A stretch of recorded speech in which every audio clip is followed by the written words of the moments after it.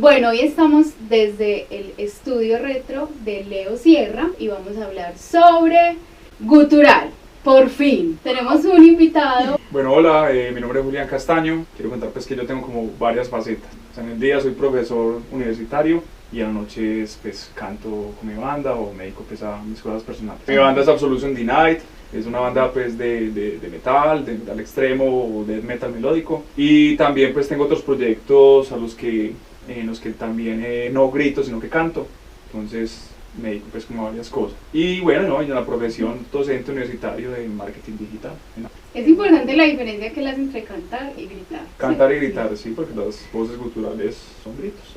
Ok, entonces vamos a empezar a contarles qué investigamos nosotros sobre el canto gutural. Empezamos por decir que es un canto que está fuera de todos los estereotipos, que es diferente, que para comprenderlo hay que ser muy consciente de lo que se quiere transmitir, que es muy diferente al usual. Hay estereotipos de que si se hace en guturales, que se va a dañar la voz, que se va a tirar la técnica, que entonces ya no va a poder ser cantante, lírico, que no puede pues, desarrollar otro tipo de técnicas. Y miren cómo Sí. habla este hombre. 18 Pues es años. Ejemplo de hacer las cosas bien, de ser profesional, de tomarlo en serio. De estudiarlo porque es una técnica, entonces hay que estudiarlo. Me pareció muy interesante encontrar que esta técnica tiene origen o se relaciona con el canto armónico, que ha sido uno de los temas que más Hemos conectado. disfrutado. Sí, las voces guturales tienen inicios, fue una forma pues como de comunicarse, de relacionarse con otros individuos, de hacer ritos a través pues como de cuando el ser humano era muy nómada, cuando vivía en las cuevas. Desde ahí viene. Actualmente también hay tribus africanas y tribus indígenas que también hacen sonidos guturales. Ya fue pues ya a principios, digamos, de los años 80, donde ya estos sonidos guturales se incorporan ya en el sonido del rock y ya se conforman pues diversos géneros del metal. Entonces nace que el death metal, que el thrash, que el doom metal y bueno, otros géneros, y ahí se le da pues como más explotación a este tipo de técnicas. Y hay diferentes tipos de canto gutural, también como el concepto del grito, pero entonces tiene diferentes formas de hacerlo. Y eso depende Sí. del género. Las voces guturales, o sea, el concepto de gutural es impostar la voz, porque se sale de todos los cánones musicales, ¿cierto? Pero en cuanto a imposte la voz y saque un sonido agresivo, pues desde ahí ya se podría decir que ya es una voz gutural, sea grave, sea rasgada, y otros tipos pues como de catalogaciones o de categorías que se le han dado pues como las voces guturales, todas son guturales, o sea, impostar la voz y hacer un grito. Hay un mito que dice que esto pudo tener origen en los vikingos, que lo usaban como un grito de guerra para intimidar a sus enemigos. O como imitando también sonidos de bestias. Que deberíamos hablar de desligarlo, pues como de ese mito que hay en la sociedad de que es que lo que es metal es Demoníaco.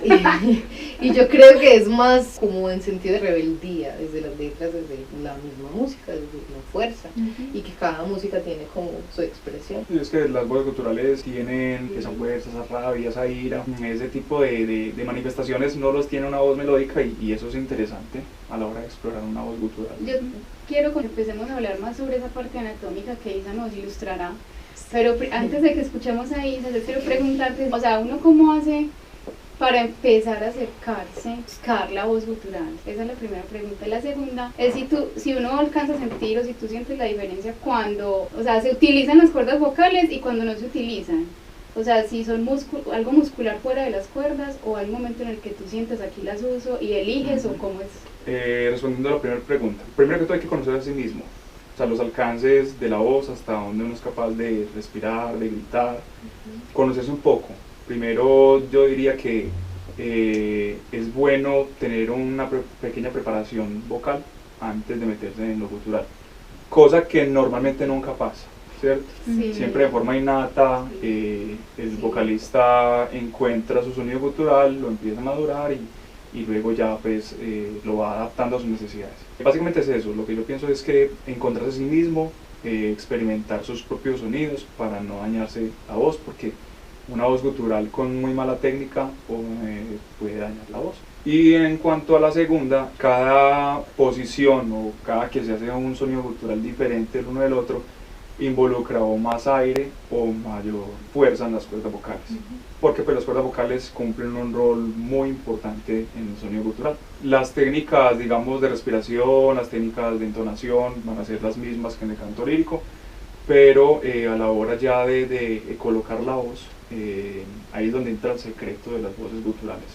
Qué tan fuerte, qué tan bien has respirado y cómo tomas una postura para que los míos salgan un poco más gruesos, salgan un poco más rasgados. Isa, listo. Este momento. Ya vamos. Entonces, desde la parte anatómica, la laringe es un tubito por donde pasa el aire, ¿cierto? Y está conectado con estructuras y espacios hacia arriba y estructuras y órganos también y espacio hacia abajo. Entonces la laringe se divide en 3 porciones. La parte subglótica, que es de los pliegues vocales hacia arriba, hacia la cavidad nasal. Entonces imaginemos que es en el cartílago tiroides se encuentra la mitad de la laringe y ahí están los pliegues vocales. Todo lo que esté de los pliegues vocales hacia la nariz es tracto respiratorio alto. Y la glotis, que es el espacio medio de la laringe, la porción media, donde se encuentran los pliegues vocales, y es el espacio cuando se abren y cuando se cierran. Esa es la glotis. Y de la glotis hacia abajo es todo la hipolaringe, que es espacio donde se contacta en la porción más inferior de la laringe con la tráquea y ya la vía respiratoria, los pulmones y todo este sistema respiratorio. Entonces, lo especial de esta técnica, de esta forma de canto, de este estilo, es sacarle provecho al 100 de todo lo que esté por encima de los pliegues vocales. Que hay un tipo de distorsión, claro, unas distorsiones vocales que involucran más los pliegues vocales y todas las otras que son, para que sea más claro, en las que no podemos percibir fácilmente tono, sino que se escuchan distorsiones ya a partir de aire. ¿Qué pasa en este tipo de canto? Todo lo que esté por encima, entonces vamos subiendo, subglotis, estamos con la parte superior de la laringe, después de la laringe sigue la faringe, que es tubo también por donde pasa aire, vamos subiendo, o sea, de adentro hacia afuera, después de la faringe está el espacio del velo del paladar, ya llegamos a la cavidad oral y llegamos a la cavidad nasal, y en esos espacios, en todas estas estructuras superiores está la lengua, está la mandíbula, está todo el movimiento del velo del paladar y todos los espacios que también utilizamos mucho desde el canto lírico y en esa búsqueda de la resonancia. Entonces, en especial este tipo de canto lo que busca es potenciar esa resonancia, esa distorsión especial que puede ser distorsión alta o distorsión baja, a partir de toda esa sincronía y esa organización de todos estos músculos y estructuras para lograr esa sensación especial de gruñido, de rasgado, de distorsión, y eso se logra con la parte más superior de la cara, por medio de estos estilos y de estas distorsiones. La laringe en algunos de ellos se eleva para alcanzar un tipo también de sonoridad, la laringe también se puede estrechar y la faringe también, para alcanzar también otras características tímbricas y resonanciales de este estilo. Y se utiliza muchísimo el compromiso de las bandas ventriculares, que son unos musculitos que están por encima de los pliegues vocales, que incluso parecen pliegues vocales, pero no son reales pliegues vocales. Entonces, en este tipo de canto, ellos actúan como si se fueran a cerrar como unos pliegues vocales, pero lo que están haciendo es generar resistencia, estrechamiento, constricción de ese tubo para lograr esa sonoridad. O sea, fisiológicamente bien hecho no tendría por qué causar ninguna lesión, pero por supuesto esto necesita un entrenamiento, una preparación, un apoyo y una guía como de alguien que ya esté más adelantado en el tema y experto, para evitar lesionar. Pero tengo una pregunta. Yo tengo una pregunta. Bueno, y es que tú dices que es de los pliegues vocales hacia arriba, ¿cierto? Pero yo me puse a buscar un montón de videos. Decía que la sensación debería ser muy como conectada hacia abajo, como profunda. Pero depende del tipo de distorsión que tú quieras. Exacto, entonces aquí es donde decimos, es que es un vocal fry.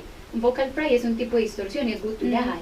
Y ahí sí hay compromiso de pliegues vocales y sí se siente mayormente porque hay descenso laríngeo. Lo que pasa es que cuando hay descenso laríngeo y este tipo de canto se interpreta desde los tonos más bajos, pues la laringe baja.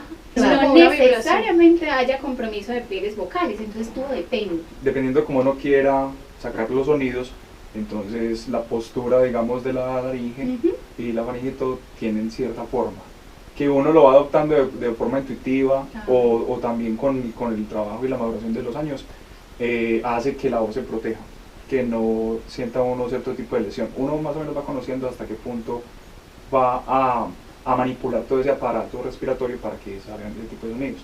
Entonces la sensación, digamos, cuando es del pecho, es cuando uno quiere sacar un sonido muy bajo, muy grave, entonces se involucran todos estos resonadores que están acá en la parte del pecho, y cuando uno quiere sonidos ya más agudos, pues entonces la voz sube más y todo el trabajo va a estar mucho más en la garganta, Ah, ok. en toda esta parte de acá. Listo.